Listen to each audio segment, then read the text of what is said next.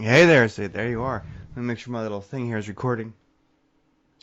I'm It said, recording on this end oh, too. perfect. It says recording a call. So great, we're both recording. It's good to have that redundancy because you never know. Something Redundancy. Backup plan. backup plan because when How's shit the hits the audio? fan, Yo, yo. I hear you great.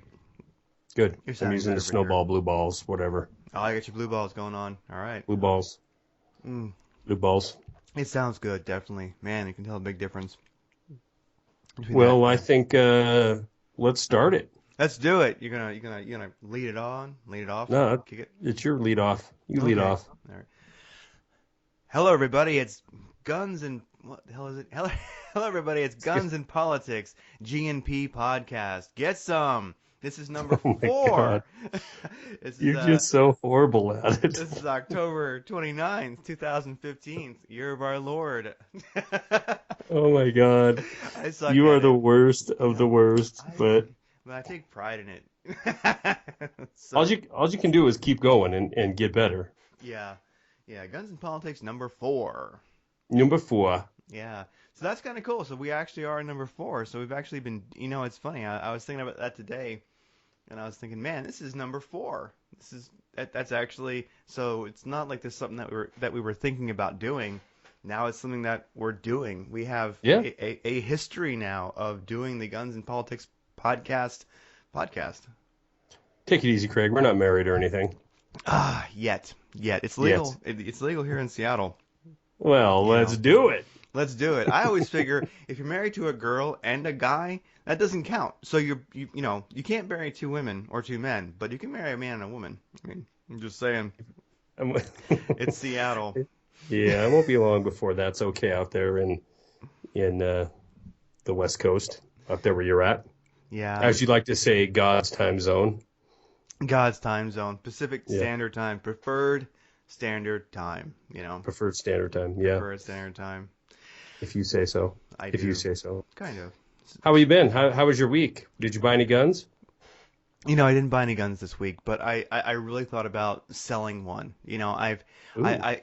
Many people have bought and sold a horde of guns. Me, Mhm. I've bought guns and I've just kept them. I haven't really sold many, but I was really once again thinking about selling my Walther PPKS, 380 because um, it's a Yeah, good you and I gun. almost did you and I were considering a partial trade or whatnot for Yeah, that. I don't even remember for what. Was it the AR-10?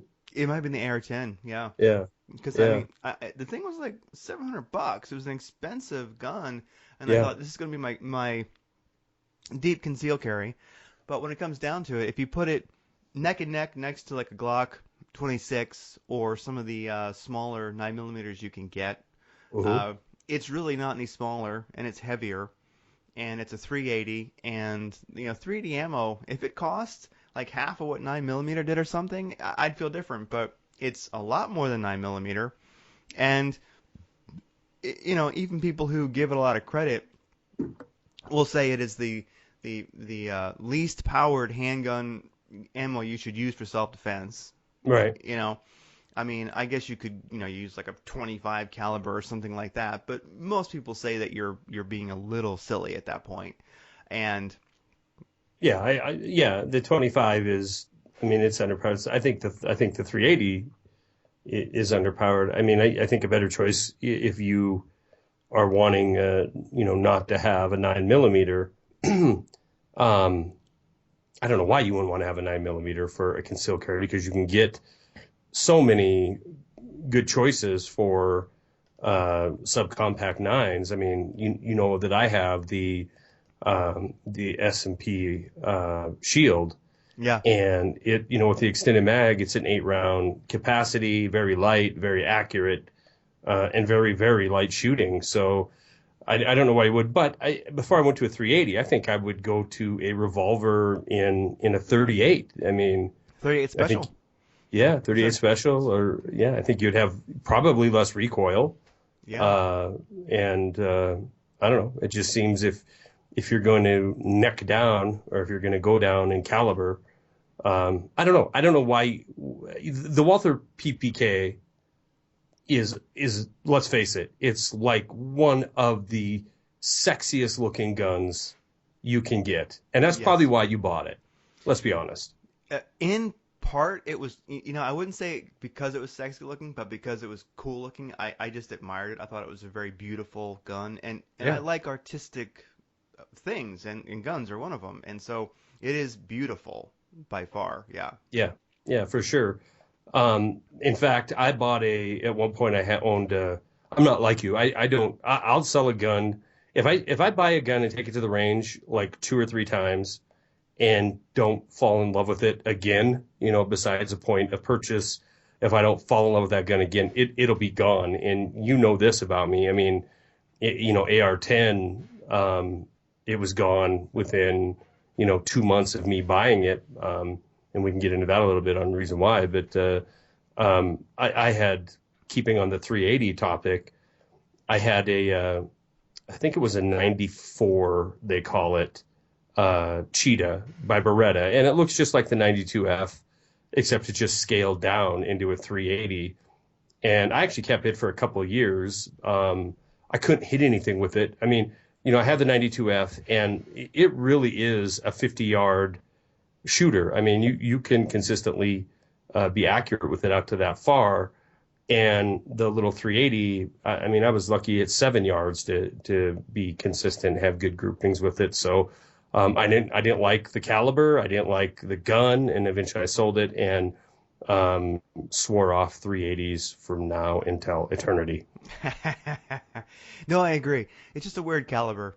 I mean, Yeah, it's there's a lot of historic calibers out there that just are not practical anymore. There's like crazy 8 millimeter rifles. There's this, there's that. So, I bought the PPKS and I thought it was neat. I like it. It's a very accurate gun. It's neat because the barrel is integral to the frame.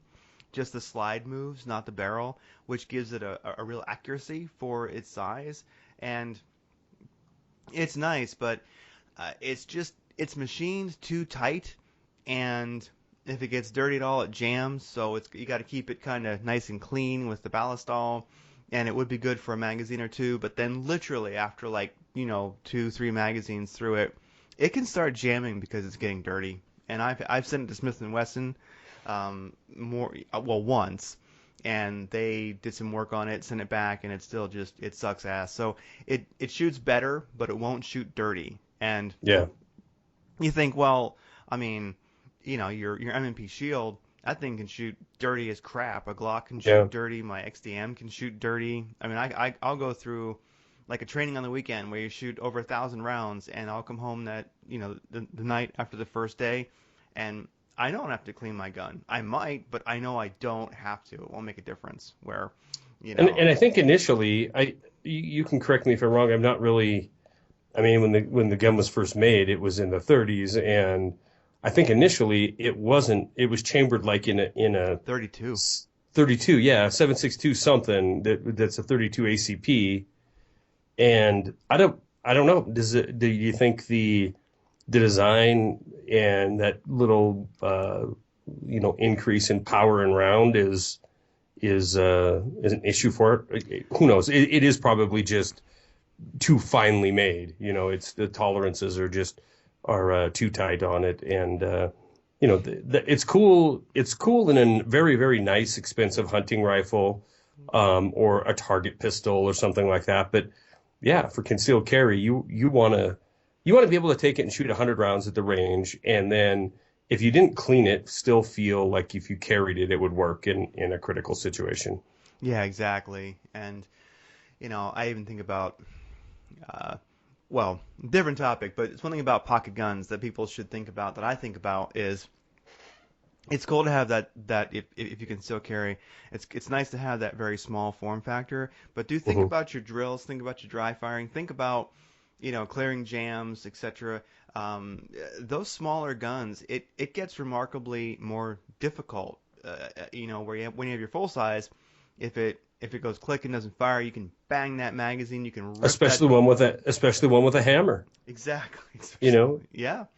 and the PPK, it has a hammer, so it's a hammer fired. Hmm. The Spreaker fired are I mean, a lot easier to operate in that smaller size. Yeah, they are smaller. I mean, easier to operate. Yeah, so you want to have something you can bang that magazine and you can Bang rip it, that slide back, just rip it. try to almost rip it off, then send it home. You might have a round that only halfway extracts, and you want to bang that slide back and forth a couple times to get it out. So, I don't know. I think I've kind of gotten over the whole small form factor, and I'm just carrying something big down my pants. I just give up. No, There's no it's like small's not that cool. You want to have to just carry a full size friggin' handgun. Just hide it. Do your best. Forget these dinky, stupid guns. They're just well, not I don't worth it. think I do think that some of the subcompacts are really handy. Mm. Um, like the Shield or Mm-hmm. other variants out there that Glock. What is the Glock 26. subcompact? Well, they 26. have 26, and they have one that's I think a single stack 9 millimeter now. I think, Hmm. and they do have a Glock 380 single stack. But I'm like, oh, that's a smart thing to buy. Buy like the Yeah, most, like reliable handgun in the world and put shit ammo in it. Like, no, I don't think put a, so. put expensive underpowered ammo, but of course, Exactly. underpowered is what we're saying. But there's a lot of people that could argue that no, it ain't. It's about shot placement.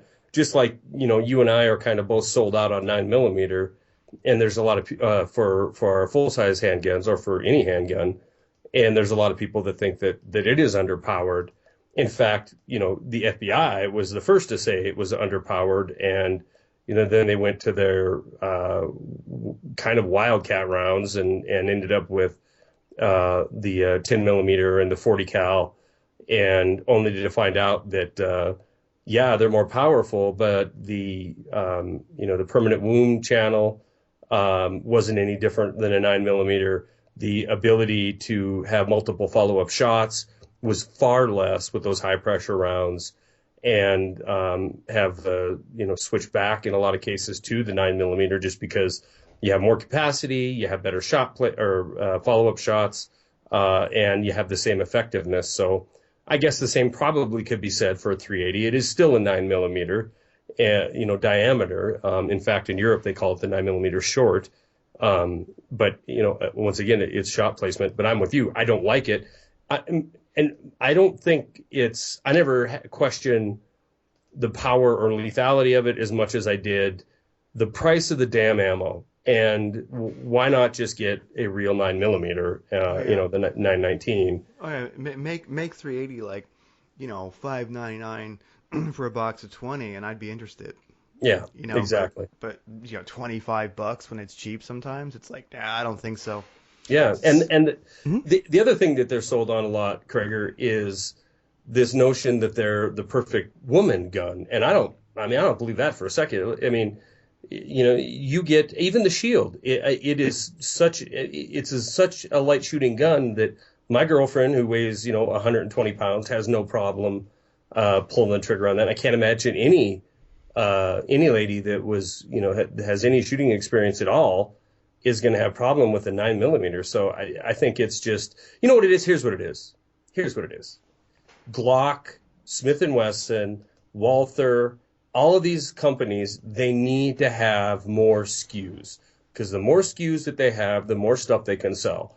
And the simple fact of the matter is, they probably know it's not a 9 millimeter 9x19 isn't out of the range or out of the capacity of a 100-pound shooter. They just like to have the option of having this cool little 380 that is targeting concealed carry and targeting women. I think so. And it's I think also just the caliber has been around, and I think that when there's uh, all the dies, etc., like what the ammo factories need to make a caliber, when it's on hand, they tend to want to keep making it. So I think that Yeah, it's just made it, and that's my take on it. I mean, somebody's making the ammo still, I guess. yeah.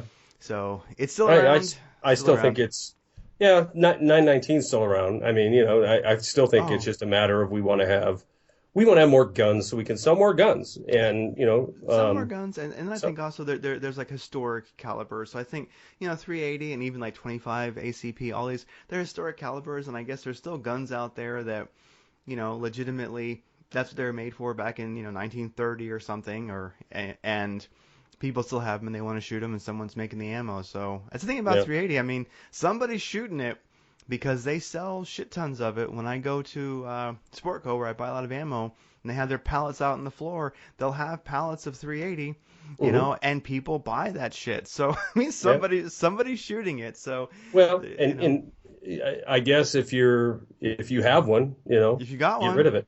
If you yeah, got get one, rid get of rid it. of it. No. And that's the thing. And if you even shoot 500 rounds a year, you getting rid of your damn 380 will pay for a damn nice 9 millimeter and Yeah. save you so much money.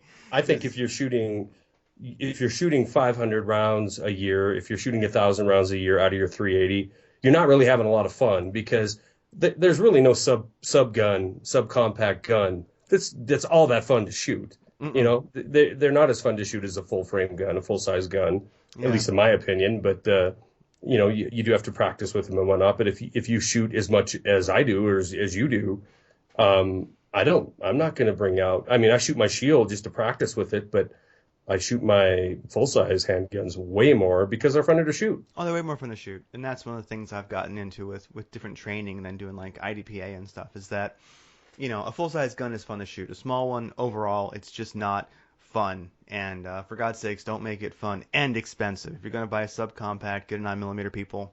You'll thank us.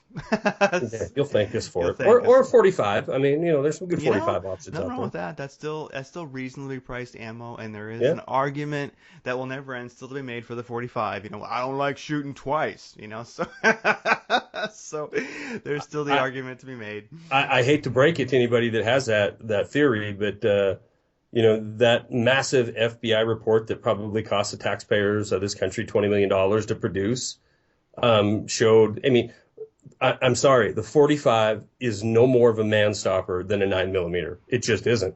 No, it Uh, isn't. It isn't. you know, And and yeah. it's because it's a pistol round. It's a pistol round, and pistol rounds are not designed or do not have the ability to be a one stop 338 Lapua hit. You know what I mean? No, no, they're not. Like no pistol ammo is really going to cause that much hydrostatic shock. And ultimately, since a 9 millimeter is going faster than a 45, it's ultimately going to create more hydrostatic shock, shattering of flesh. So ultimately, it's probably more damaging than a 45.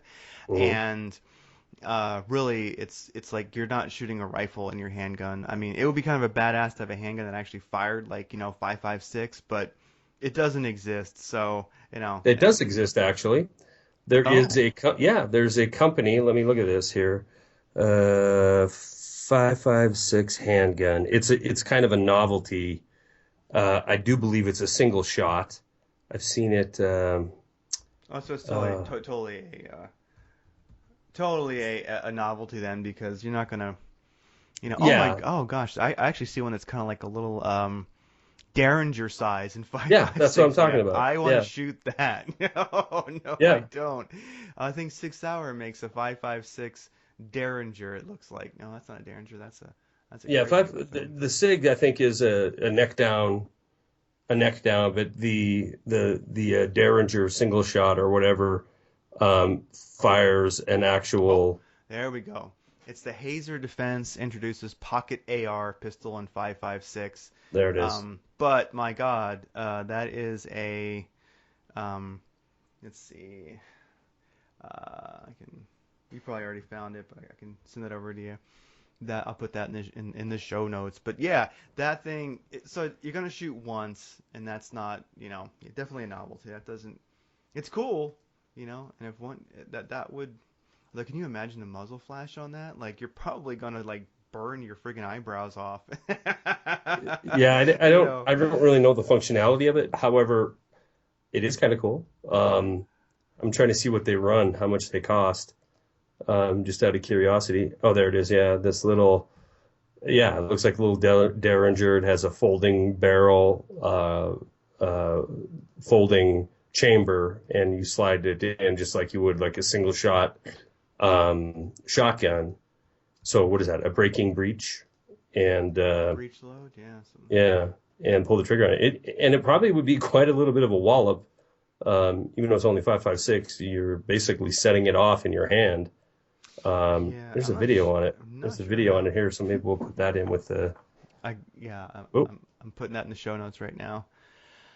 Yeah. So So I'll put that in there. But yeah, so that's a neat little gun. I would be interested in shooting one. I just because if there's ever a gun show, or like sometimes like our range here in Seattle, one of our ranges has like a range day where all the different manufacturers bring their cool stuff and you can shoot like a judge and you can shoot, a 10 gauge. You can just shoot a bunch of interesting stuff that you wouldn't usually be shooting, in a civilized society.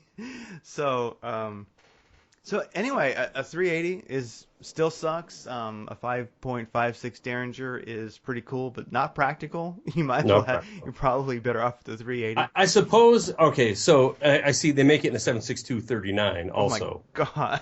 Yeah, and I'm not one to pull that trigger, I'm but just gonna carry two. um, You know? I suppose if you had like you were the ultimate consummate survival bug out bag kind of guy, and you had if these were $100, which are not, they're going to be a lot more expensive than that. But if they were, and you had it in there, and even to go so far, it looks like it's interchangeable barrels. You could use the Mm, 5.56 or that's kind of neat. the 7.62 and use the same lower receiver, for lack of a better term, on this handgun.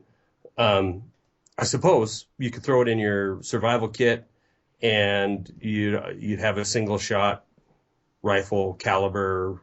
I don't know. I'm trying to make an argument besides just a novelty for it, but I think it's a novelty. But you I know think it's a what novelty though? too. There's nothing. I would say that there's nothing wrong with novelty guns, other No.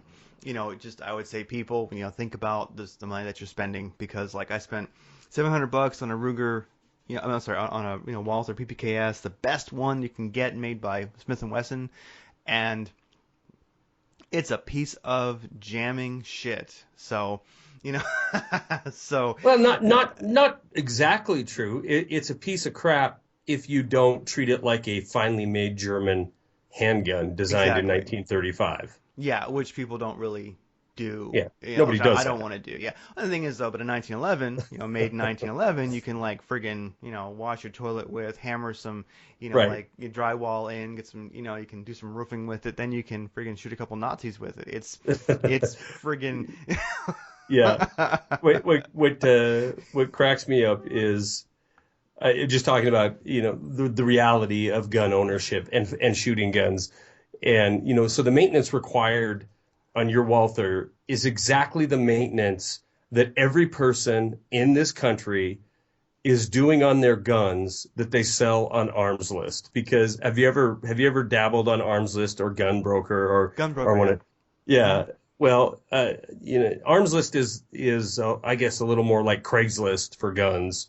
But every time I've ever seen a gun in there, it's oh, took it to the range, uh, shot 20, 30 rounds and cleaned it every single time, took it apart, broke it down, completely stripped it and cleaned it, and reassembled it. Perfect working order, perfect maintenance record. And I'm like, yeah, you know what? Who is buying that? No, no, I don't know. I'm ex-military. You're ex-military, and I'm telling you right now, I've got an AR with probably, I don't know, 500, 600 rounds since I've cleaned it. I mean, it is what it is, and most people don't. At least I believe I shouldn't put everybody into that category, but I think most people that I know anyway, myself included, yeah, I'm cleaning my guns, but I'm not cleaning them every single time I take them out and shoot them. Yeah, it's all a matter of degree. I mean, I know people who do, clean them every time they shoot them, but I also know people who I was there a few years ago with them when they bought their, Glock and like their first gun, or maybe it isn't their first gun, maybe it's their 30th gun, but I was there with them like 3 years ago, Hmm. and you know, and they'll be like, yeah, I haven't cleaned it yet. Yeah. And they've shot it like so much.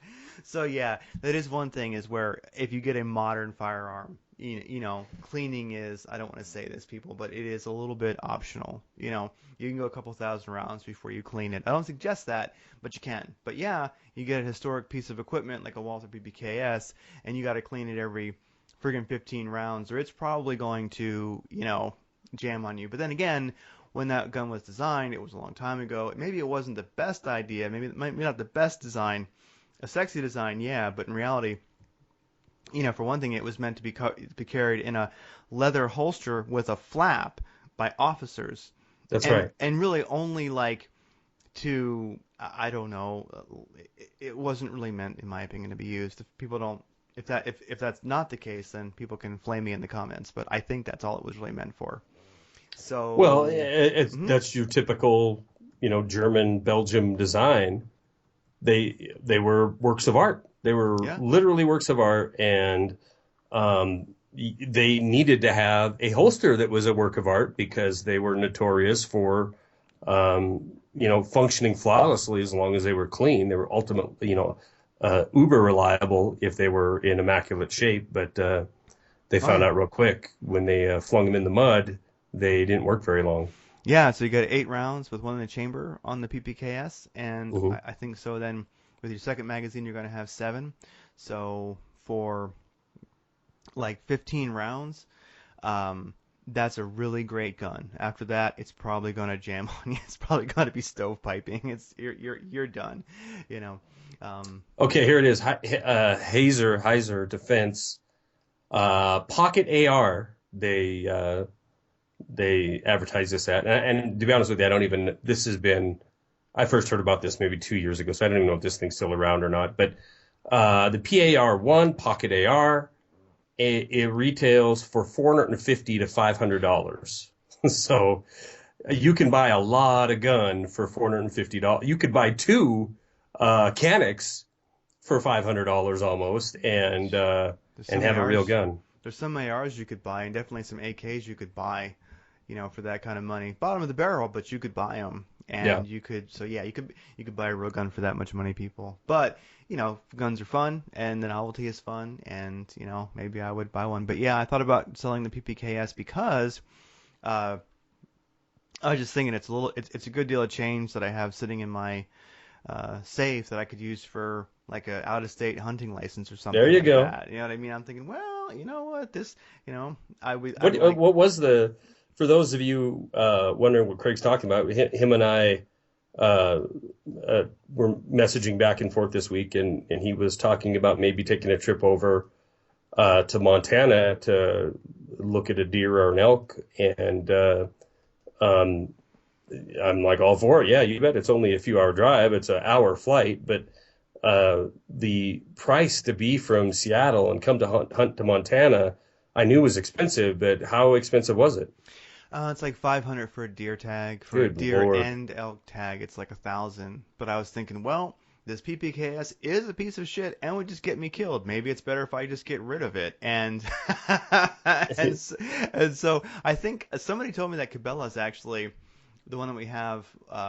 One of the ones we have here does buy guns, and I was thinking, and I guess people had told me that they have gone there and traded in guns, sold their guns to Cabela's for hunting tags, and I'm thinking, well, I don't know if There that you go. works or not out of state, but anyway, one way or the other, I was thinking either sell it now or just say I'm going to sell it, and I can afford the tag anyway, but it's just that I was thinking, If you're thinking about selling your gun, then you should just sell it yeah, because you should, I don't know about you, but when it comes to my guns, I've never had one where I was just like on the fence. I kind of like it, kind of don't like it. I either like the thing or I don't like the thing. And to me, it's not an investment. It's kind of a tool. mm-hmm. But if there's nothing more frustrating than falling in love with a gun at the store or if you find it online or whatever, and then getting out and shooting it and not liking it. And to me, it's always been better just to unload it. I'm going to like it or I'm not. But if I can't fall in love with that gun after a couple hundred rounds, then it's got to go. Yeah, so I think that's what I need to do. Whatever I use the money for, I think I need to get rid of it because I'm thinking, shit hits the fan, and we're all grabbing guns out of the safe. I'm just gonna like, I don't know, like the last person who doesn't want to fight, I'll say, here's the Walther. Like if we lose, just shoot yourself with it, Yeah, because you yeah, probably won't shoot the second twice. time. Yeah, just shoot it once. There you Yeah, go. you If might have all's to lost, you might have to double down. You might have to double tap yourself with it, but Yeah, I know. Make sure you got a good aim on your head because. well, um, I brought up that AR-10, Oh, good. and Yeah. I know you know that I was really excited when I bought that. Oh yeah, you were like, Um, I am too. I was too. I was like, that is so badass. I wanted one. Yeah. yeah, and I before I even shot it, I dolled it up with a bunch of Magpul foregrips and a high cheek weld Magpul adjustable stock and put a decent optic on it, and I was excited to get it out, um, and then it never lived up to the hype that I had in my own mind. Not anything particular against an AR platform in a 308 caliber. It just, it was okay accurate. It was the thing that was the biggest drawback for me is if I keep this gun, it is only ever going to be a range toy. It's too damn heavy to pack around. I'm never going to take it hunting because it's so heavy. And if the shit hit the fan, I'm not grabbing this thing. I'm grabbing one of my 5.56s because it's a lot more convenient. I feel that, the same exact brand, they were DPMS. I feel like Yeah. my 5.56 is more accurate than the AR-10 was. The loadout for it, I mean, there's a reason I think that the military chose wisely, and too bad Craig or Eric isn't on here to argue this with me tonight, but I think they chose wisely when they went with that intermediate round, just because I can't imagine having 400 or 500 rounds on me of 308, and it isn't necessarily the round, which is I don't know, twice as heavy as the 5.56, but the magazines are you know more than twice as heavy as what you're packing around in a 5.56. So if firepower is your goal, you want to run from an AR-10. If you're gonna if you want it for a sniper rifle, it's an okay one, I guess, if you don't mind, a 2.5 MOA gun, because I think that's what they are. Some people will be really mad at that. Oh, mine's sub MOA. I don't believe you. I don't think it is. I think if you want to get into sniper or a really precision hunting rifle, you want to stay away from a semi-automatic platform. That's a designated marksman rifle. I mean, you can hit a man-sized target easy enough at 400 or 500 yards, but guess what? I can do that with my 5.56 and be lethal with it. So, everything's. I did give it. I'm going to say 300, maybe 300, 400 rounds Wow. in that ballpark, and tried, from $1.50 around ammo down to Yeah. the cheapest, Tula, and it ran everything okay. It was all right. It was just it wasn't. Once again, I see people buy these big calibers, and I think to myself, these guys don't shoot a lot. They don't shoot that a lot It makes because sense. I just don't see doing the amount of shooting that I do in that big of a caliber. It wouldn't be as fun. No, And if it it isn't makes fun, I ain't sense. going to use it. Yeah, and he really wants to use a 380. No, well, I'm sorry, a 308, as a fighting rifle. It's like, yes, we won the battle, but a few of us actually died from internal injuries afterwards. I mean, good Yeah. God, yeah, Yeah, and if you like that caliber, and that it isn't a overly brutal round to shoot. It's actually fairly mild, but yes, not a um, 30-06 or something like that. right. Yeah, But still, go out and run a 20 or 30 round mag of it, and tell me how comfortable it is. I mean, it jars you, and there's a lot more mass with that 308 bolt slamming into you. It's just not as fun to shoot as a 5.56. Now, your Ruger American and mine are both in 308, Oh and yeah. I cut the barrel down to 16 inches and put on a muzzle brake. And now that's cool because that 6 pound rifle um, has virtually no recoil with that JP Industries muzzle brake on it. And it's fun to shoot. Yeah, it sucks. I can only shoot, 5 rounds at a time, but it's a lot funner to shoot. And it wasn't $1,000 rifle. And I would be more inclined to grab it if it hit the fan than I would an AR-10. It's just, I guess, personal preference. I know there's people out there that are going to think that's ridiculous, but Like what? Well, yeah, maybe I could see maybe if you were stationary in a location. I guess that's where you'd be stationary, huh? A location. But if you're stationary and you're just laying down firepower, I could see maybe a very very fine AR-10 possibly, yeah, if because that's your job. Okay, just shoot the crap out of that area and keep anybody from coming from that way. sure. You know. If you're a designated marksman for Mm-hmm. your squad of prepping folks, and your mission is going to be, to lay down some serious firepower or some serious lead Yeah. from, and you want that capacity, you want the harder hitting, longer range. I'm not even sure. I know it's harder hitting, but as far as range goes, I don't. What do you think? Are you getting that much more range out of it? I don't think you're getting that much more, you know, range, but I think your effective range is probably a bit further. I'm sure with that 380. I mean, I'm sorry, 308. 308. Your You're effective range. I mean, you're gonna you're be able to put a. fixated. Yeah, exactly. You're gonna be able to. I look at it like, okay, you're watching the street. Make sure that that no trucks full of machete wielding janissaries who are still out of their minds come Right. down this road. Just stop them, shoot their engine, and then just start shooting them. Right. I would say if I had to do that, I want to do that as far away as I can. Me And so too. let's say even, 500, 600 yards. If I had the choice of rifles, I'd pick the AR-10 just because I can shoot the crap out of them better. I mean, I'm going to have more firepower at that range. Sure. But once you start getting to 300 yards, then you'd probably want to drop that and go to an AR-15, just Yeah. because there you go. I mean, now you're doing a lot more. I'd say you're just watching that ACOG or your scope, whatever your optic is, and you're probably being a little bit more precise. And at that point, at 300 yards, even 500, that's the 5.56 is gonna that it's been killing people at that range for a long time, just fine. You know, Sure. Yeah.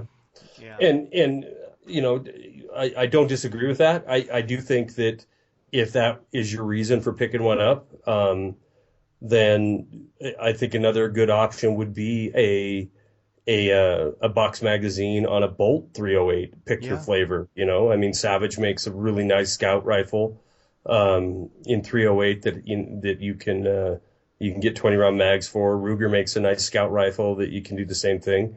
In fact, you can get a 700 or Remington 700 and spend some money and put the right bottom metal on it and put in detachable magazines with higher capacity, and you're going to be probably a lot more accurate with that than you are your AR-10, and I guarantee it's going to weigh less. I mean, I was shocked at the weight of those things. What did I tell you?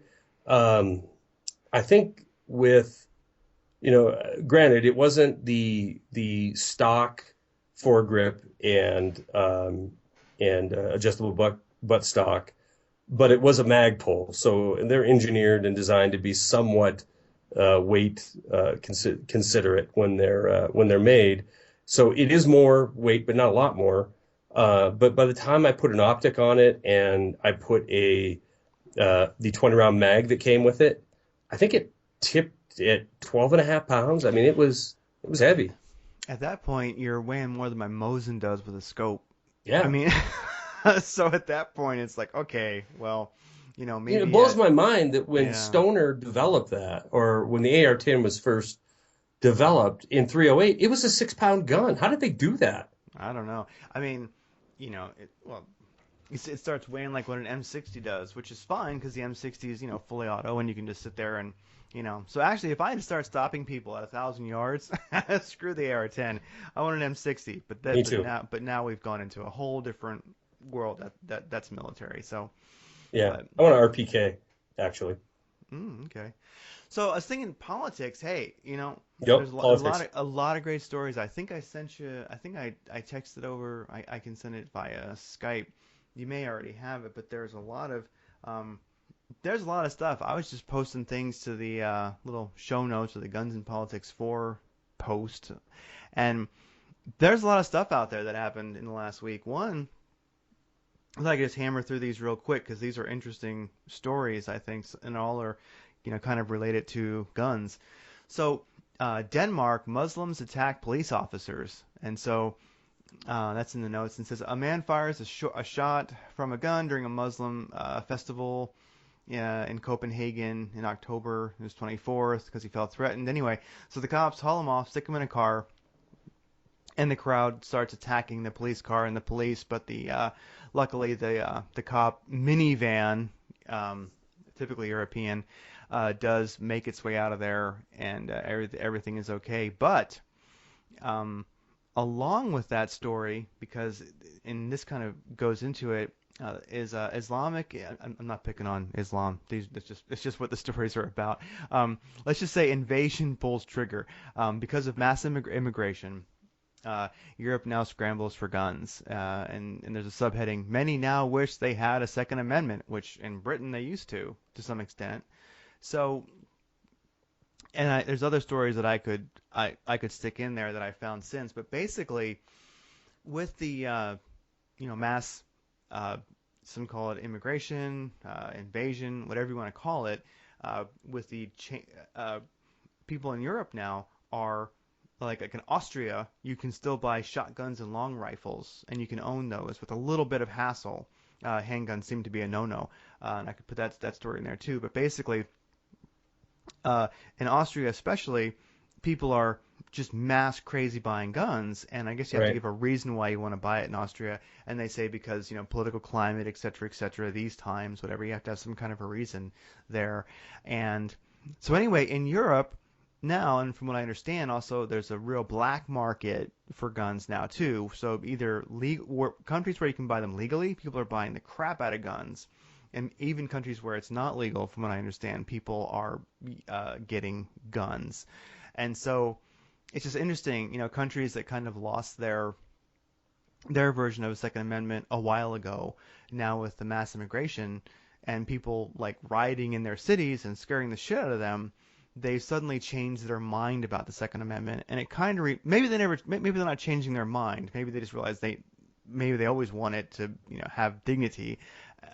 but they didn't have it, and it reminds me of during the L.A. riots. A lot of people don't know, but those nice houses in Hollywood and such were getting looted. It was dangerous. And so a lot of like your like where the actors live, where the stars live out there in Hollywood and different parts of LA, everybody was kind of going to Ted Nugent's house. Everybody was kind of going to the houses like Bruce Willis and such, people who owned guns. So the people who sort of shunned guns in Hollywood all of a sudden were all kind of going over and having dinner parties and hanging out at the houses of the people who had guns because there were people marauding around in the streets, doing home invasions and such during the LA riots. It wasn't really safe to be wealthy in Hollywood at that time. Well, So, and I read that article you sent me, or saw the video actually that you sent me on that, and read corresponding articles this week on that this desire for gun ownership now in Europe, and it's going to get worse, people. yes. It's going to get a lot worse.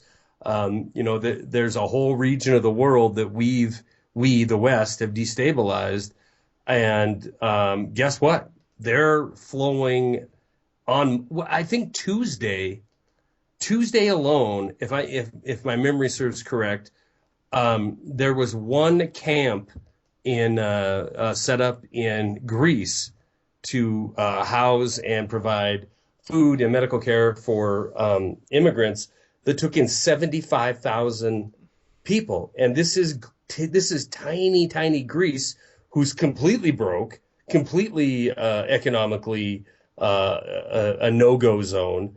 So what happens when these millions and millions of immigrants from the Middle East and North Africa start just flooding into Europe, well, you're going to have ridiculous amounts of increase in crime. Every stinking one of them is that's a criminal is going to be packing probably fully auto AKs or something, equally devastating. And you're going to have a lot of Europeans that can't legally or easily, I should say, acquire some form of protection. And it goes a long way in showing a couple things. One, I believe the powers that be want the United States to look exactly like Europe, especially the guys who are and gals who are anti-Second Amendment and think that the reason why we have gun violence, the reason why we have mass shootings, is because of people like Craig and myself. Well, if they had their way, their will, I do believe, Craig, that they want us to be Europe. They want you to go down or parts of California. They want you to go down and fill out this and give affidavits for that, and you better have a valid reason. And some bureaucrat is going to decide if you can or cannot. And then when you do bring it home, it better be disassembled. It better have all kinds of safety locks on it and then locked up where you can't get at it if you need it. That is the agenda. That is exactly what they want us, the people of this country, who happen to have still the most ability to arm ourselves. We are still the nation on this planet where it is easiest to own and easiest to buy a gun. But that country is what they're trying to destroy. They want us to be begging the government for help, begging the government for permission to defend ourselves, and us to bow down in order to achieve the ability to defend ourselves. And it will be some event inside of Europe that is continuing events inside of Europe that prove the absolute lunacy of their restrictions on gun ownership by legal law-abiding good people of Europe. The old axiom, the old catchphrases about guns don't kill people, people do, and if you outlaw guns, only outlaws all guns, all that crap. It sounds hokey and it sounds like a bumper sticker or a T-shirt. Unfortunately, it's all true. It's all true. The criminal element that's flowing into Europe could give a crap less about any kind of laws that restrict gun ownership. They're just going to do it. The same thing applies in our country. If you don't believe it, look at the facts of so-called mass shootings and where they occur. Most of them happen in areas where Craig or I couldn't carry a gun. So and probably aren't. As yeah, like we're not there. So exactly. Right. Mm-hmm. So I do believe the agenda is to turn anybody who wants to obey the laws of the land, and that I believe is most people. They don't want to, be nervous about the guns they have in their house being illegal. They want to obey the law. So, the people that would be the ones, the outstanding citizens we want that are socially responsible are going to be targeted as these wacko gun owners that need to be brought into control. And the truth of the matter is the scores of things are wrong with the segments of our population, but we're not focusing on any of the things that are wrong. We're focusing on the one part of our Constitution that's still right, and the fact that the Second Amendment is still somewhat intact. Oh, yeah. And you can defend yourself in Seattle. I can defend myself in Montana. I don't know. California. I know you sent me something on that as well. Yeah, there's one. LA to require. Well, we don't know if this is going to pass or not yet, but LA to require that stored handguns be locked up or disabled. And I think that was long rifles too, but I know it's handguns. And so, we don't know if this will pass or not, but right now, the last couple of months, maybe last year or so, LA, California's just been getting hammered with bullshit gun laws. Yeah. And so LA to require that handguns be locked up or disabled, Los Angeles lawmakers voted unanimously, okay, to pass a law requiring Angelinos to lock up or disable their handguns at home if they're not close at hand. So if you're not carrying it or it's not close at hand, basically it needs to be in a gun safe. So uh, that's I don't know. That's LA, that's California, but uh, that's a tough one because anyway, it's just A a tough one. nonsense gun law. Whoops, sorry. A tough one. Well, it's tough because I mean, uh, the problem is with that is everything is like if you're in a ship. Well, if anyone has ever used a compass, you follow an azimuth. Where am I at, or at least what direction do I want to go in? What degrees on the compass. So northeast, I want to go northeast, so I go northeast. If you're using a compass, if you're on a boat and you're using a compass, you're usually aiming at the next buoy. Basically, What's a yeah. compass? Is that like I'm a sorry, compass? compass. Yeah, compass. Compass. Compass. Compass. So if you got a compass, you're either aiming at the next buoy or you're aiming at a direction if you're on land. So in a sense, with all these gun laws, like LA to require stored handguns to be locked up or disabled, the idea is that I mean the guns that I have next to me at home are I mean it just basically it's a course. I mean we all know. So what's next? Ultimately, what you're going to have all guns registered and then like randomly swat people's homes to see if Yeah. they're it's all a course and we know it, and that's the thing. People who have any sense at all, who are not living like some utopian I'm sure daydream, that the know people, better.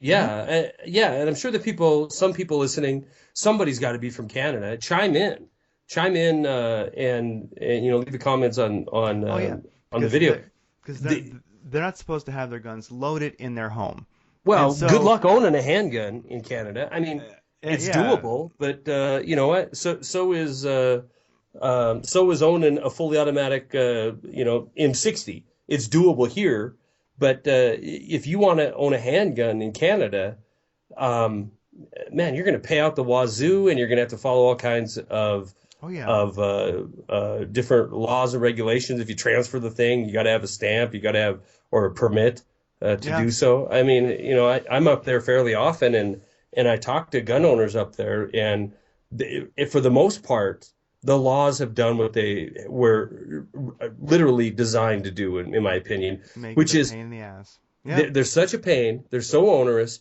that people just say, you know what, it isn't worth it. I'm just going to get rid of it because it isn't worth the price, it isn't worth the hassle.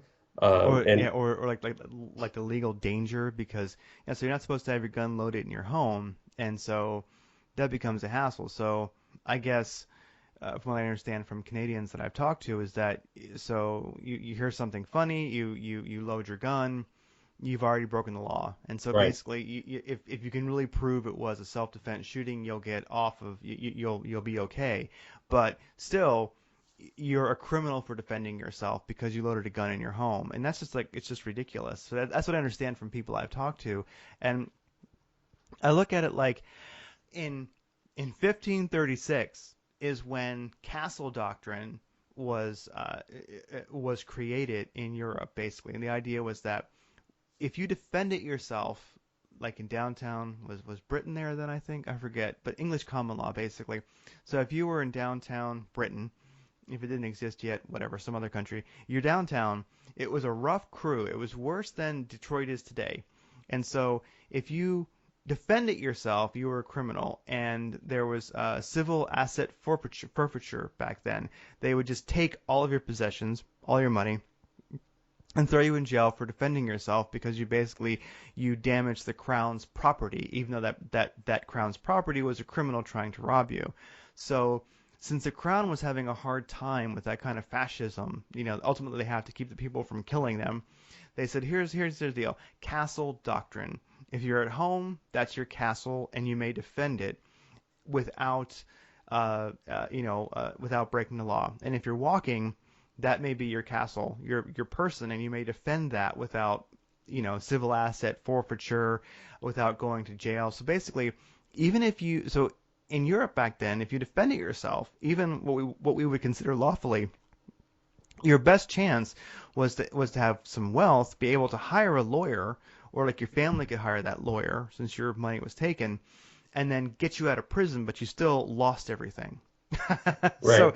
if you think about it in Canada and you think about it in like a lot of the gun laws that they're trying to push today, that's basically what it is. Like you're a criminal for having that gun, and it's only a matter of time before we get you in jail. If we can't just outright take them. Yeah, outright get everyone. I was reading a little bit on Canadian gun politics here, and so the like an AR-15 or a handgun is considered a restricted gun, and you have to do additional background check and some additional training. But I know I hope a Canadian responds to this because I know that there is like transporting. I talked to a gun store in Edmonton here recently, well, 6 or 8 months ago, and he had an old Tokarov pistol, old Soviet Oh made. yeah, badass little pistol. Yeah. Yeah, and they're cheap. I mean, they're Russian, so but so reliable, but very ubiquitous, and I think he said he paid $200 for the thing back when, and he was facing a big federal fine because he had the gun registered to his property. Now, his property was on a ranch, and the ranch was fairly huge, and he had changed addresses. He never left the actual ranch, but he had built a house on another part of it, so his physical address changed. And during some survey, they had got into the topic of his address, and they said, "Well, you didn't file some kind of transportation document, and it had the wrong physical address for the handgun." So he was facing some kind of a big fine, and it was thousands of dollars for him violating the Canadian law by having this gun on the same property but a different address. And for those that don't know, I mean, some ranches, especially here in the West, are thousands and thousands of acres. So you might move, a mile down the road and still be on the same ranch, but you're going to have a different physical address. So, yeah, I mean, when it gets to that point, and that was his comment to me, was he just wants to get rid of the damn thing because it isn't worth it. It isn't worth all the hassle it's caused to own it. So, Exactly. It's yeah, like you start getting into where it's like you can have the government approved, bolt action pistol, yeah, or something like that. So definitely. Another story was, oops, Walmart gun oil turns out to be sex lube. Actually, yeah. there was a somebody actually this was Walmart, and somebody, let's see, what's this story? Um, It was gun lube, it's and called gun was a euphemism. gun oil. It's Yeah, gun oil. gun oil. Yeah, That's right. gun Yeah, oil. And so somebody at Walmart went, oh, this must go over in the firearms section. So yeah, customers were like, hey man, like my. yeah. And the guy's kind of and it's water based, and it kind of threw the guy off because he's like, oh, water based lube for my gun, But I could and operate with this. then he discovered it was lube for his gun, but not his firearm. Yeah, he was operating all day, and he's like, I don't know why, but I just couldn't get 70s porn music out of my head. And I went home, and I was like, oh, what the hell? Yeah, So, so that's just funny. Thank you, Walmart, for that bit of entertainment. And then, indeed. yeah, Shannon Watts of Mom Demand Action is increasingly irrelevant. Here's why. There's a story on that by Bearing Arms. They put out pretty good content, but basically, big picture, people who are pushing gun control hard are losing relevance. They can't really make. Here's the deal.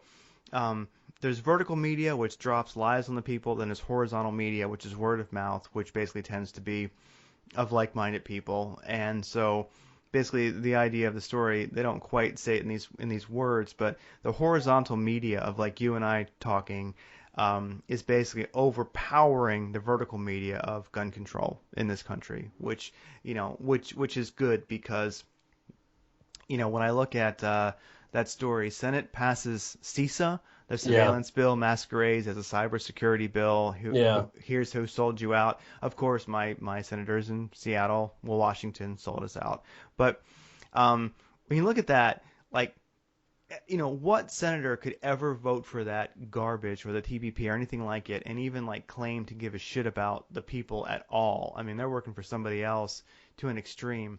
So it's interesting, yeah. You're So right, and you're 100% right, and they get away with it because there are too many people that are fixated with the vertical media. They're not paying attention to these horizontal media topics that are being brought up, like CISA, yeah, like the TPP. You know, we some people I know, we call it the dildo media, not vertical, but the yeah, dildo media, versus the horizontal media. they So need gun lube. and they need some gun lube. So on a good note, I mean the horizontal media, if you think about it, our senators will sell out the American people beyond comprehension with CISA, but the only thing that a bit of liberty which is really sticking around is the Second Amendment. And so it's funny, like they'll screw you over hardcore with CISA, but yet still we have a Second Amendment, even if there's a battle going on. So that story, Shannon Watts, um, of mom's demand, is increasingly irrelevant, along with her crew, along with Bloomberg and others, and people in the government who push gun control. It's just luckily we have a good horizontal media. So hey, people, keep talking shit to one another and keep spreading the word because ultimately, we are kind of, we are a formidable force. I mean, you look at how bad the American people got screwed over with CISA and the TPP, which is going to happen, but yet the government doesn't have the stones to actually push harder gun control. So think about it. I mean, that's pretty amazing. So that was a good story to me, I thought. And then the last one is this, maybe the ugliest woman I've ever seen in my life.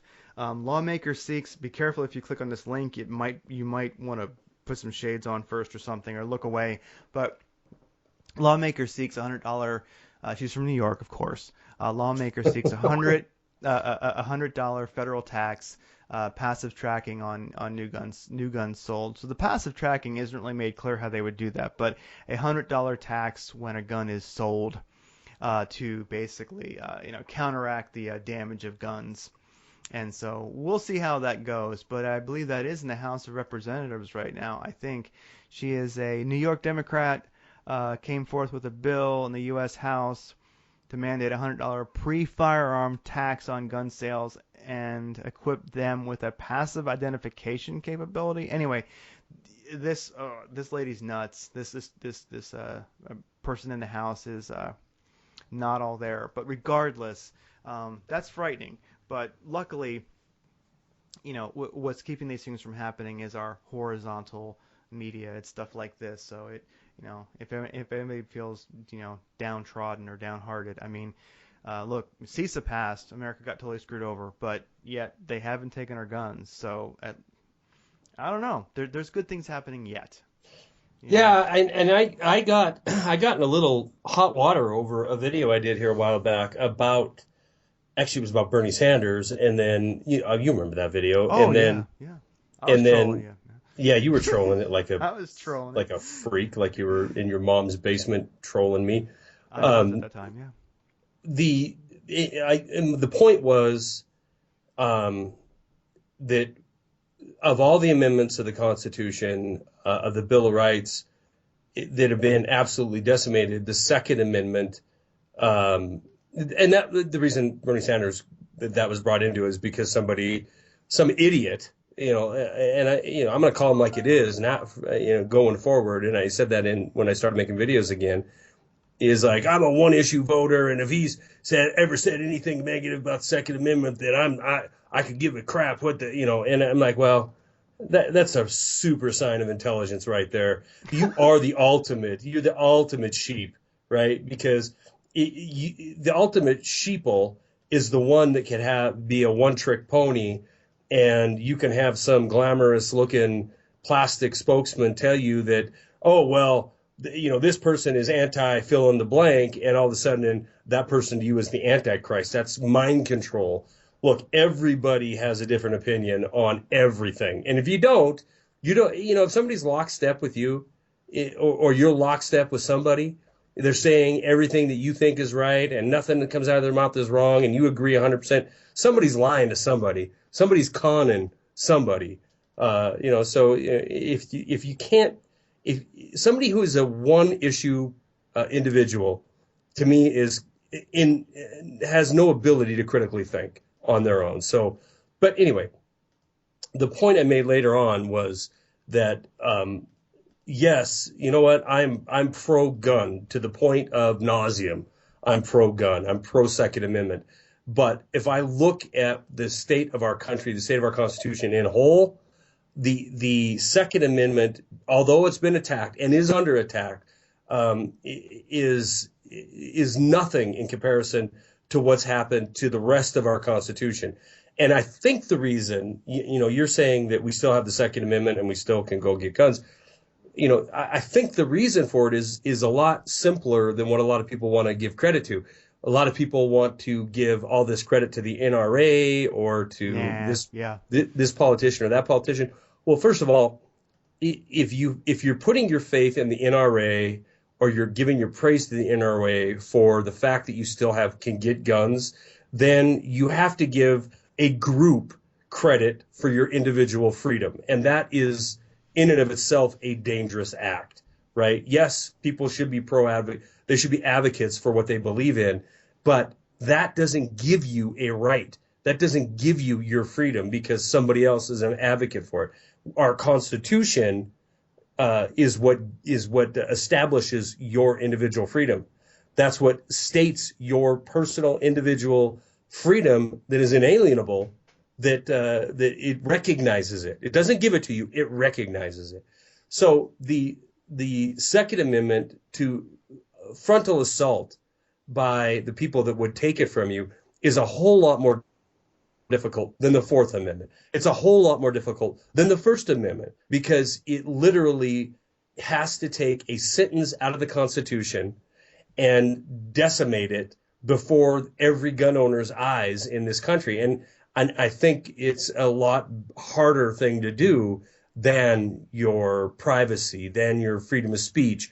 It's a lot harder thing to do to eliminate that Second Amendment. So you see him try at every turn, but I've said to you before, and I said this to Eric too, when we had a discussion about it.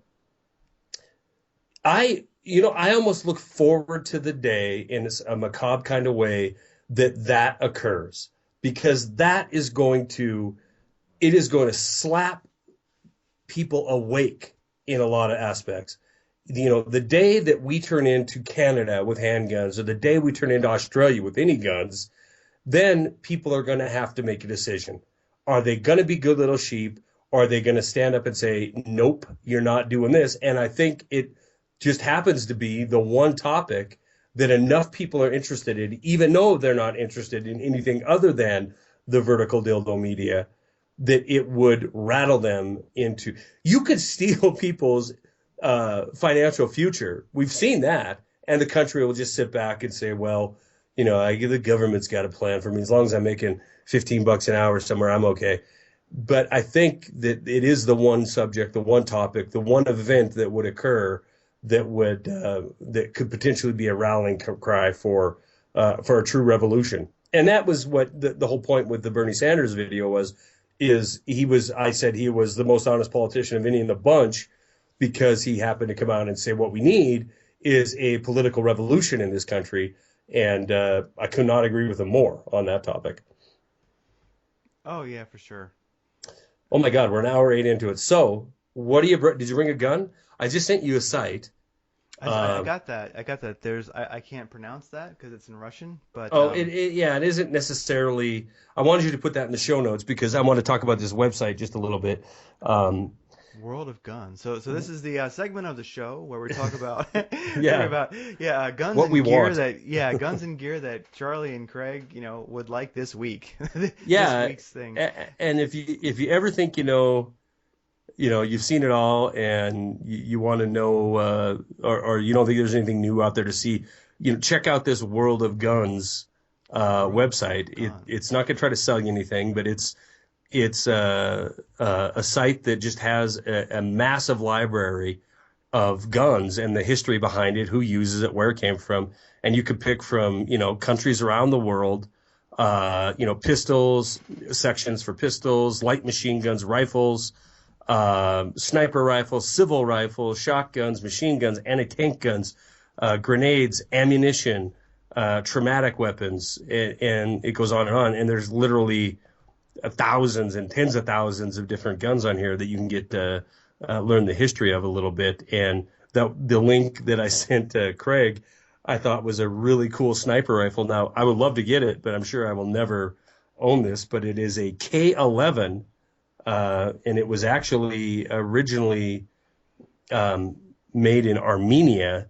It's a 5.45 by 39. It's a sniper rifle, but if you look at it, it's got it looks like a Vepr kind of a little bit. It's definitely got the big 30 round 5.45 mag hanging out of it, and it's a bolt action with a cool 4-power. It looks Soviet. it looks like a bolt action AK-47. Yes, exactly. And I tell you, and that receiver, it wouldn't surprise me if that was, based on the AK-47. Like if you open that up, if it kind of looked like it. And this thing actually has a wooden bobbin, adjustable wooden like bobbin for a cheek rest. So Love the Soviets. So yeah, and their simplicity. It looks kind of, you know what? If you took that to a steampunk convention, well, you would get shot. But if you took it to a steampunk convention, people would think that it looks totally kind of steampunk to me. It just needs a vacuum tube sticking out of it somewhere. Yeah, yeah, And it is. It's just cool looking, and you can zoom in on that picture and you can see that it's a heavier milled receiver, and I mean, if you look at the picture in the show notes there, this is why I love these Eastern Bloc countries.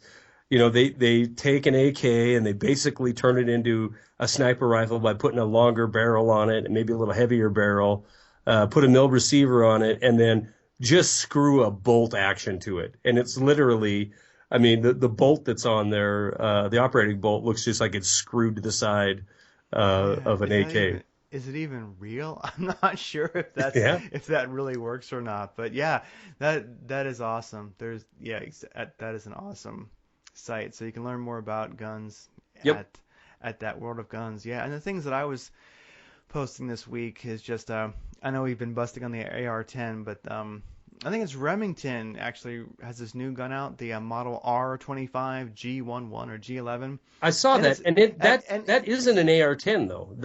Truly, it's a hunting rifle, and it looks like it's like it does, but it looks like it. Yeah. Their claim is they've shaved at least a pound off of that. Could it be the evolution of I mean, so it looks like an AR-10, but it's not exactly. It looks like something truly kind of new that Remington has made, and I gotta admit, I mean, I wouldn't mind a semi-auto hunting rifle. I mean, the bolt works. This thing is kind of this doesn't have a bolt. I mean, bolt actions work, but this is a pricey rifle. I don't know. I mean, how much was it? Oh God, it's like $900 or something, but. Or it might be. I have to actually go and look. I'd have to look up what this thing costs. But yeah, I mean that's about an AR-10 price. I mean, yeah. So I mean, supposedly I saw a video or two on it. They put a lot of effort into really making a viable semi-auto hunting rifle, and this thing looks AR-10ish, but it's. I just looked up the price on it, and what's it cost? It's like $1,700. God, $1,700. So it's something that I think is neat.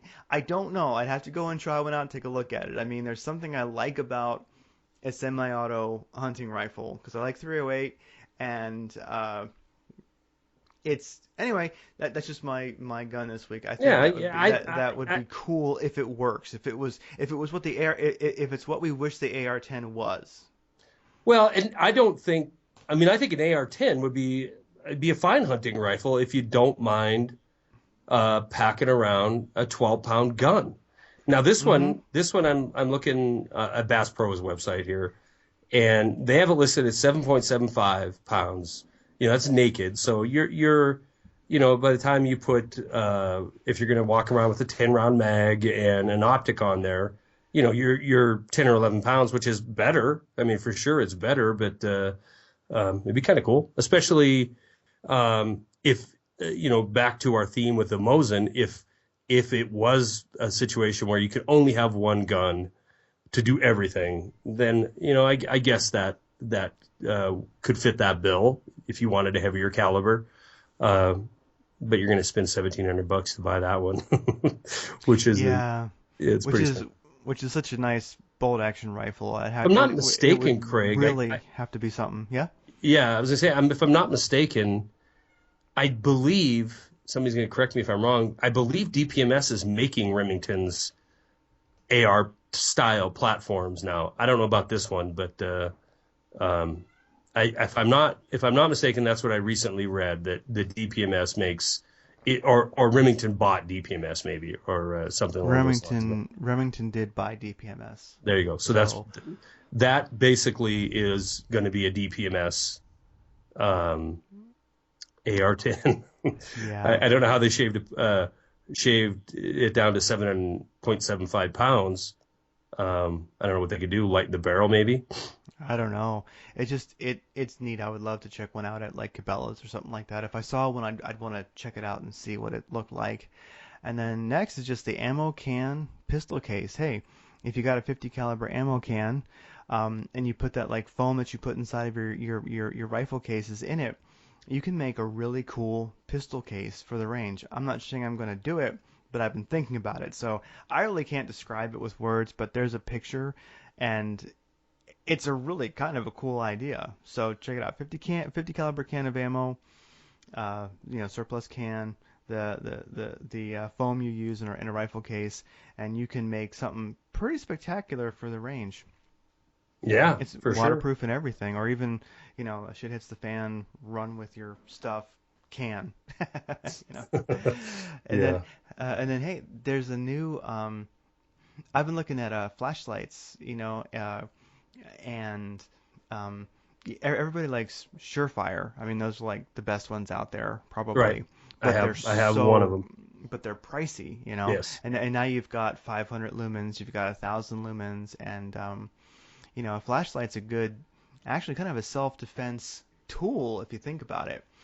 I mean, if you have a flashlight and you're outside and it's dark and somebody comes walking up and you don't know who they are, you can give them a quick, flat, like, in the face and aim it at their chest and say, "Oh, sorry about that. What do you want?"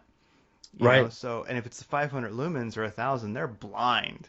You Yeah, they're know, blind. And in and, fact, and that, my Surefire has I yes, can't remember how many lumens it is, but um, it's ridiculously bright, as well as it has a strobe feature, and that'll just make you ill if somebody yeah, turns that on you. yeah, exactly.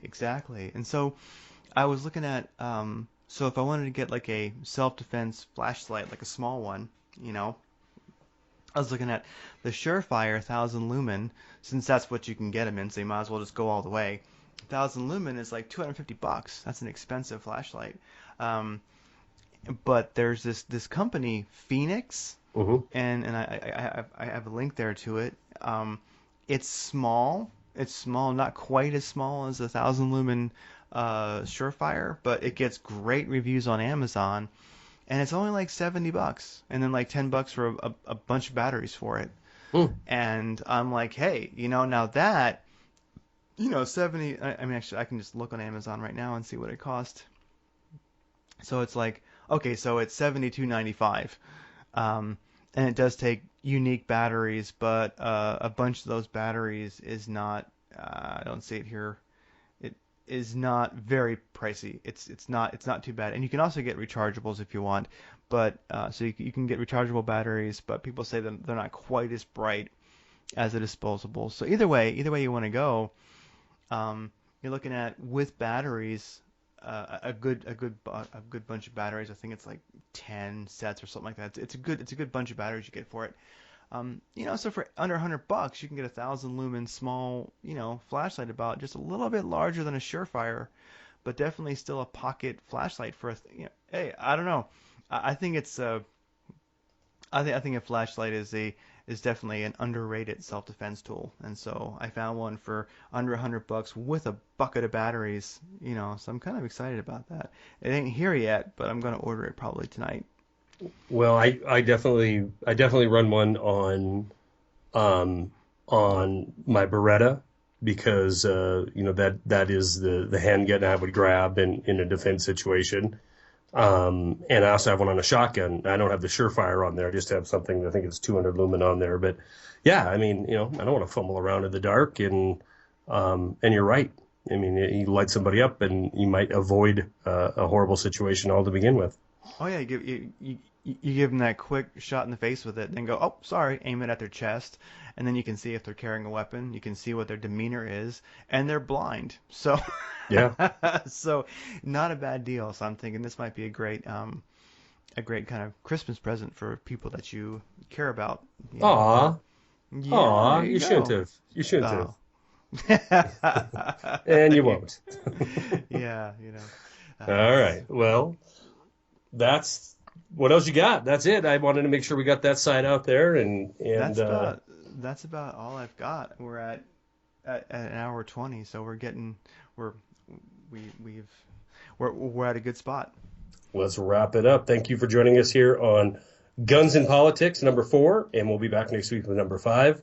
I appreciate everybody checking out the video and taking the time, hour 20. The other ones have been like over 2 hours in some cases, but we're getting decent views on them. So thank you for that. And keep the only thing we're not going to ever ask you for anything other than to keep tuning in. That's it. All right. Talk to you later. All right, buddy. Have a good one. Bye. Bye.